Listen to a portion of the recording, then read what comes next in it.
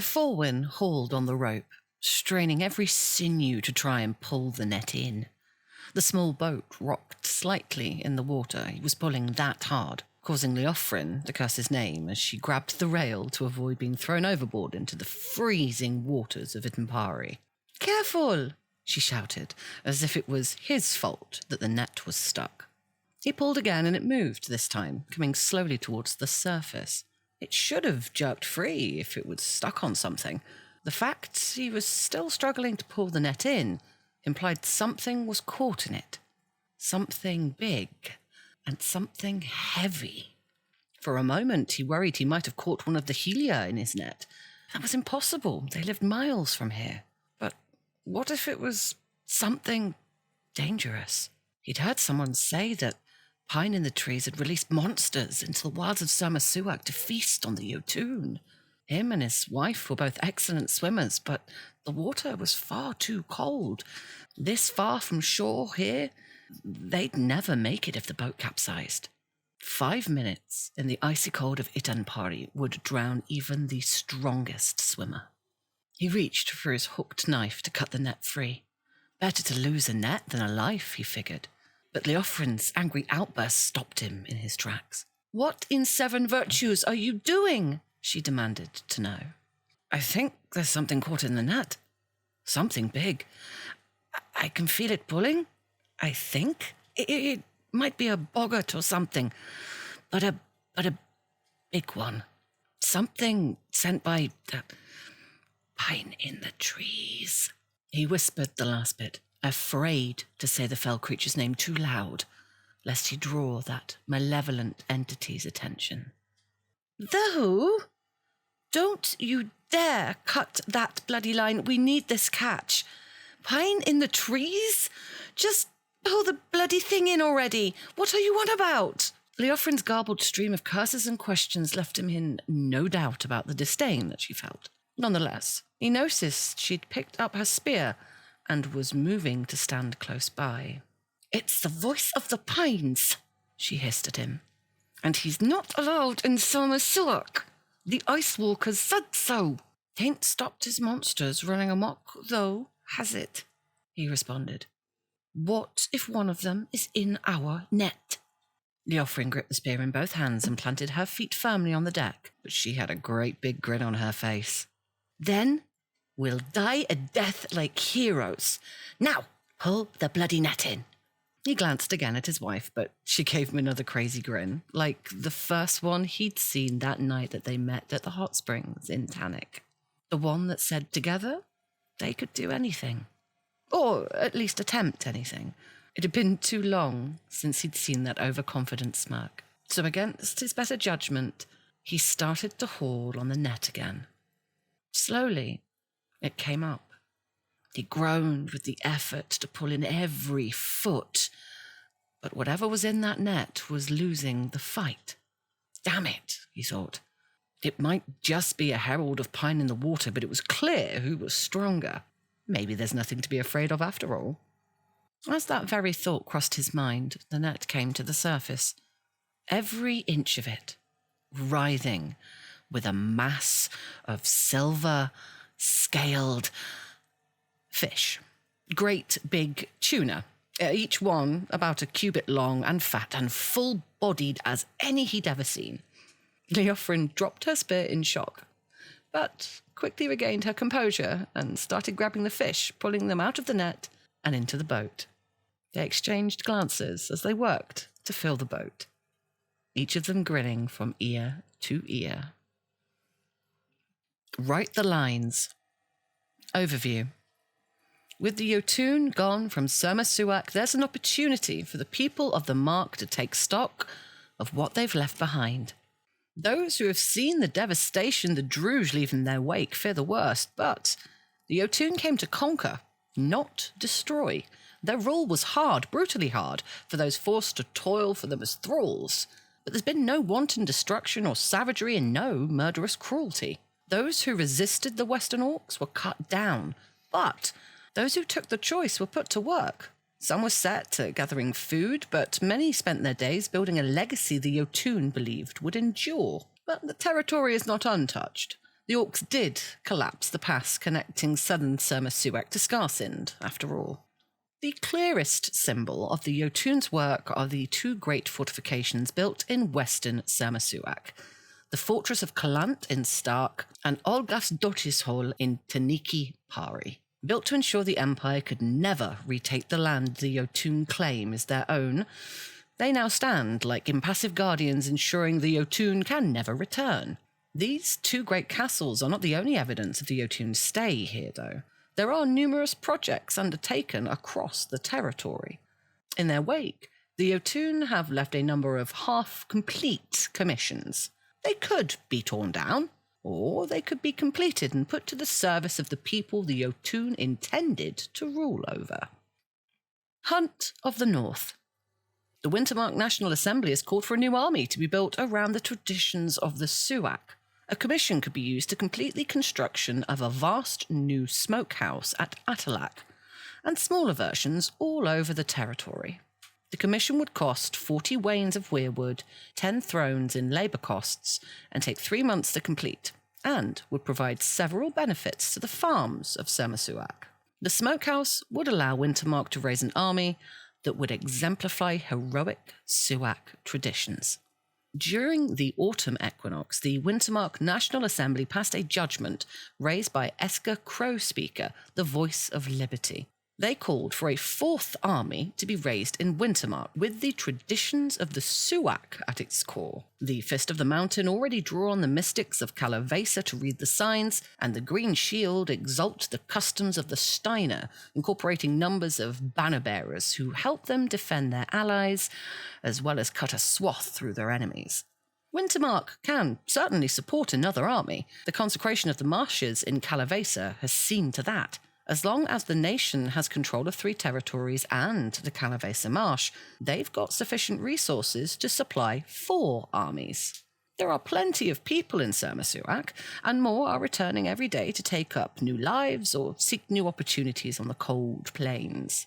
Yet, that very focus on resuming old lives, disrupted by the Jotun conquest, or carving out new lives in the lands of lakes and mammoths, presents an obstacle to the stated goal of an army celebrating the Suak.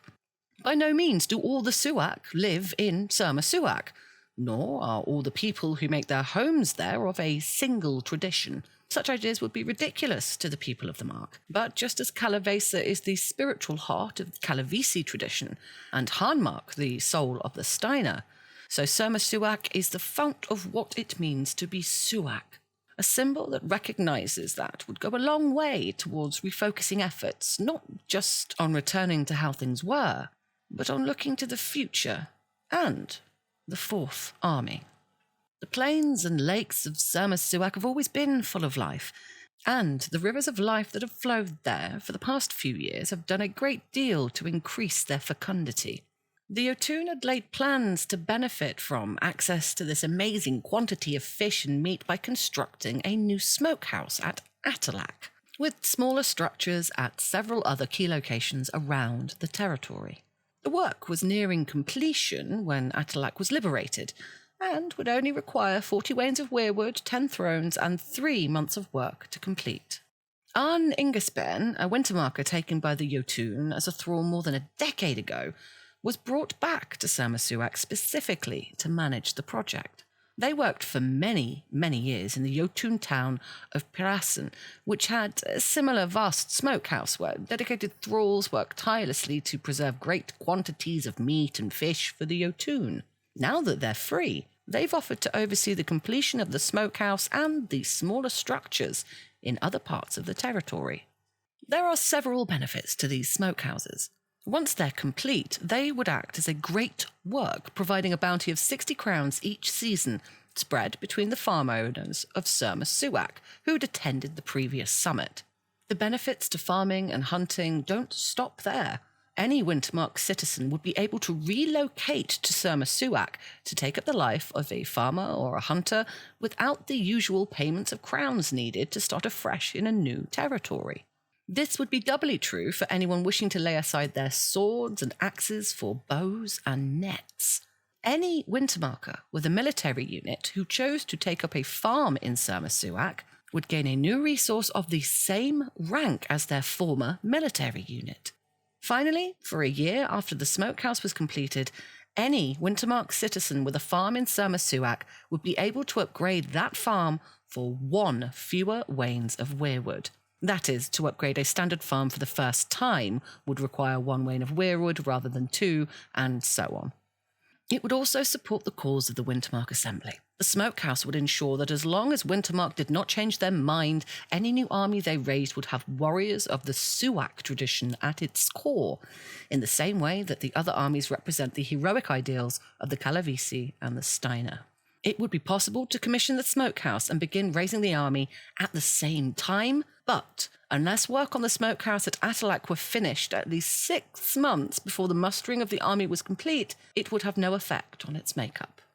Out of character note on this would be reflected in the army qualities offered for the new army, some of which would be certainly unique to reflect the unique tradition of the Suak.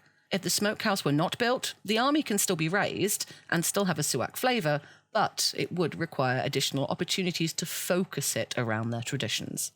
The work that the Otun have begun is not going away immediately, but time will take its toll on the smokehouses. If the opportunity is not taken up by the end of the autumn equinox 384 YE, it is lost. Deep pride. Following the raid of 383 YE, the Otun began to expand the pride of Ikastirs. The Senate could invest 200 thrones to exploit the work the Otun have done. This would increase the mine's production by 5 wains each season without increasing its upkeep.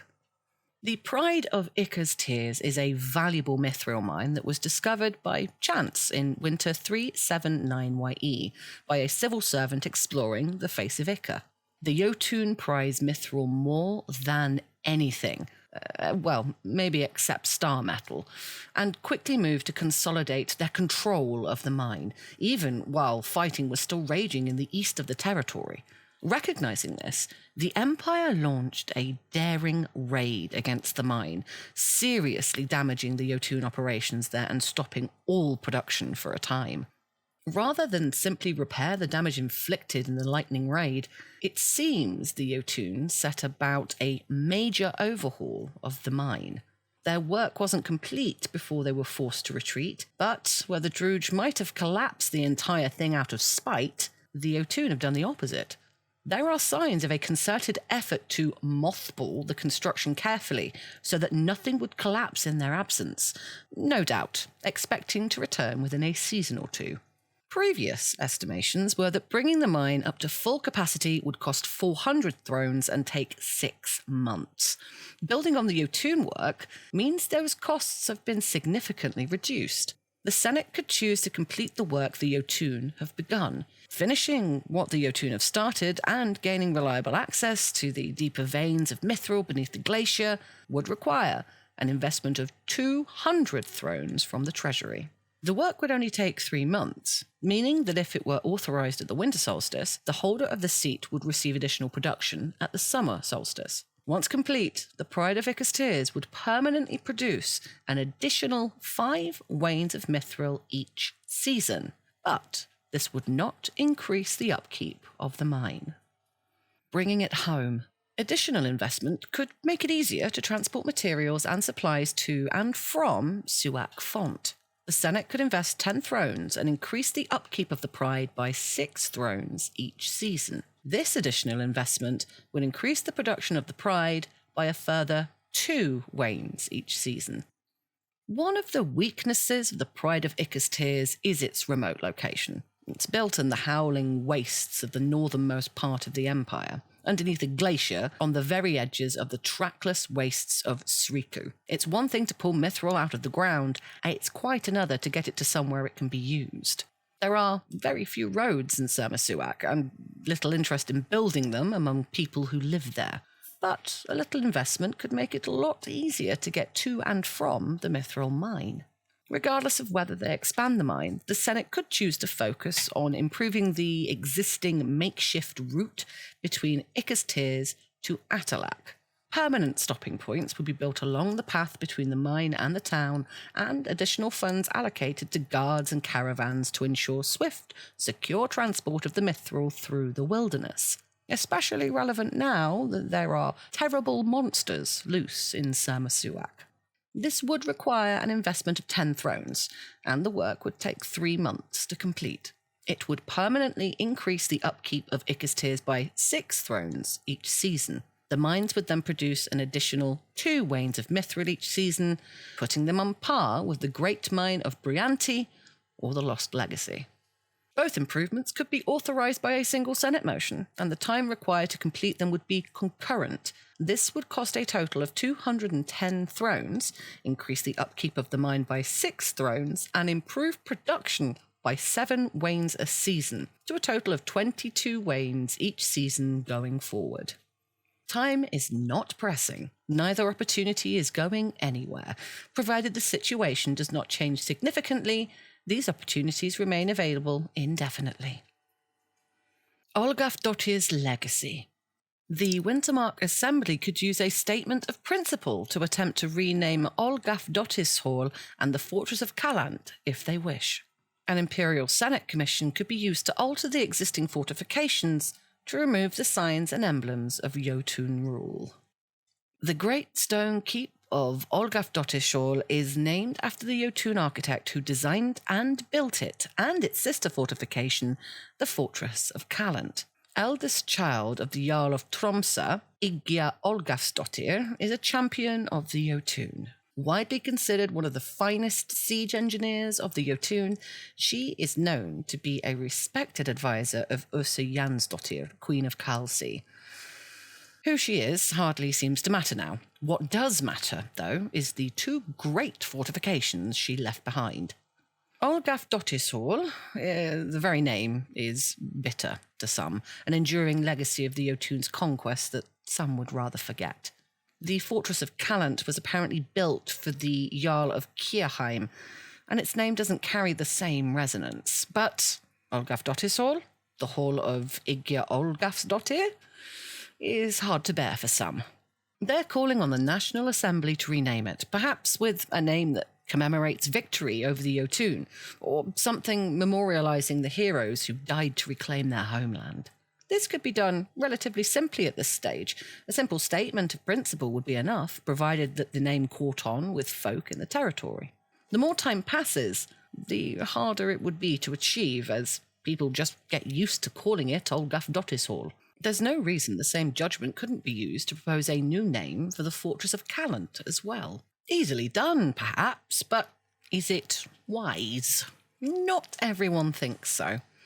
Wintermark was victorious in the end, so now they could rename everything the Jotun built, but they can't change what happened. Defeat at the hands of the Jotun may have been a bitter blow to the proud people of the Mark, but better to remember what that felt like, lest people too soon forget. Let the name of Olgafsdottir's Hall stand as a reminder to everyone of the need to be vigilant. Renaming the fortification will also infuriate the Jotun. They are known to place great store in names. They see them as a form of magic, and they believe an item cannot have worth until it has a name. Those who know them best claim they are certain to view renaming the fortification as a calculated insult. The Jotun only change the name of something when they want to wash away the shame of its history. Of course, if the Empire really wished to remove the Jotun's legacy from Sermasuak, then both fortifications would need to be substantially remodelled. That is quite expensive, however. Altering an existing commission is a significant undertaking for 2 such impressive fortifications. Normally, it would require a commission and cost 55 thrones for each fortification. There is a groundswell of support for this work here, though. Artisans, carpenters, stonemasons and sculptors would relish an opportunity to remove the marks and symbols of the Jotun people from the 2 forts and replace them with symbols that reflect the proud heritage of the Mark. If the Empire wished to take advantage of this opportunity, they could use a single commission to overhaul both fortifications for a quote, mere, unquote, 60 thrones of total expenditure, provided they did so before the end of the summer solstice 385 YE. After that point, they would need to pay the normal amount of money to refashion the fortifications. No thank you, Igya. The Senate could decommission one or both of the captured Jotun forts. All of this assumes the Senate want 2 fortifications in Sermasuak, and it's them who's going to have to foot the bill. Each one's got an upkeep of 18 thrones each season, 144 thrones out of the Imperial Treasury every year to pay for these 2 castles that they didn't commission.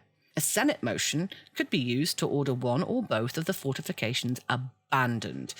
At that point, the Senate would no longer need to pay for the castle or castles, but it does mean they'll quickly deteriorate.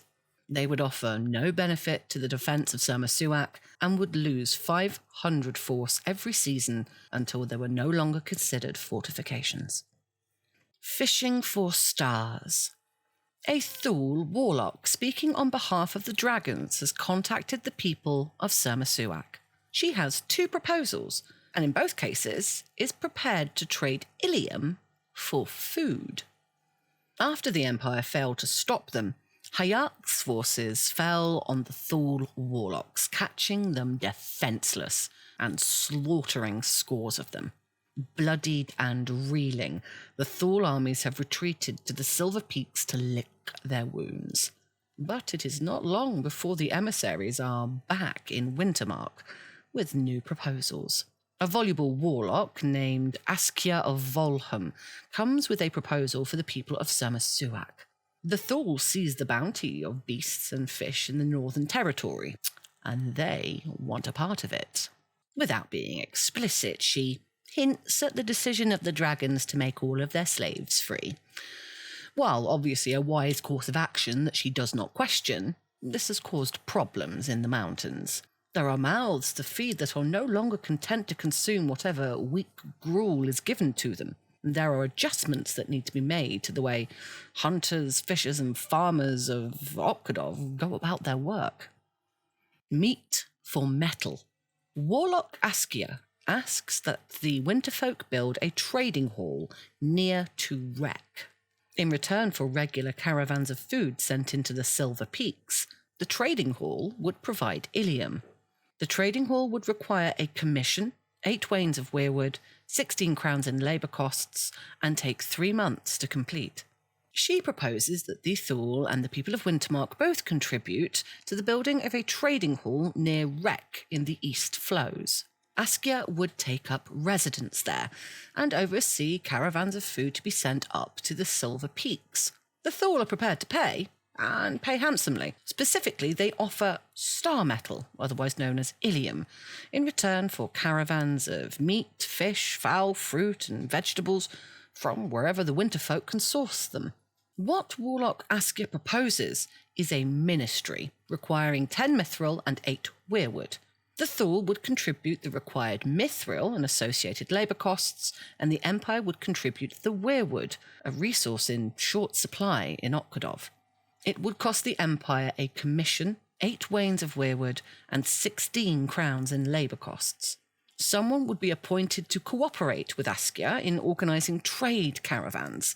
Mediator of Wreck, perhaps. The Mediator of Wreck would be a Wintermark national title appointed by tally of the votes each year. It would control a ministry that allowed the purchase of Ilium from the Thule, with money representing shipments of food. Fed for 5 years. Warlock Askia has a second offer to the people of Winterfolk. The Thule dragons would like to buy permission for their people to hunt in Suak Fount and East Flows for the next 5 years, and to make use of the smokehouse at Atalak if it is built. In return, they offer a one-off payment of 15 rings of Ilium for Suak Fount, or 30 rings in total for the right to hunt in both regions. In addition to the offers to trade some of Okadov's surplus Ilium to the Winterfolk, Askia has a second offer to make on behalf of the Eternal Dragons. The undying lords of the Thule wish for an opportunity to hunt game in the Suak Fount and the East Flows for the next 5 years. They're prepared to offer the Empire a cache of 30 rings of Ilium for these rights. The Fount is vast and not densely populated, but Askia is keen to stress that their hunters would not trouble any winter folk who lived there. East Flows is more heavily inhabited, so the dragons would be prepared to negotiate on this point and provide half the Ilium offered for permission to hunt in Suak Fount alone. A Senate motion would be required to make those rights official. When questioned why the dragons want Suak Fount, Askia claims that the Thule have observed the effects of their magic on the territory, the explosion of wildlife in response to the powerful spring rituals that have flooded the rivers and lakes with life. The dragons want to move hunters, trappers, furriers and farmers to Suak Fount so that they might capture some of this bounty for themselves. They point out that there's more than enough for both nations to share, but the Thule would need to come down from the mountains. They can't hunt seals or net fish from Silver Peaks. The deal then is fairly simple. If the Senate agrees to the Thule request and grants license to hunt Suak Fount, East Flows, or both, then a warlock will be dispatched to meet with the ambassador to Okadov at the next summit to present them with the agreed bounty of star metal. What the Empire chooses to do with the Ilium, how it chooses to split it with the people of Wintermark, is their business.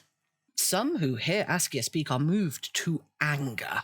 Wintermark have only just reclaimed Summer Suak, and now the Thule have got the audacity to seek to buy access to the land like it was a flagon of cheap league wine.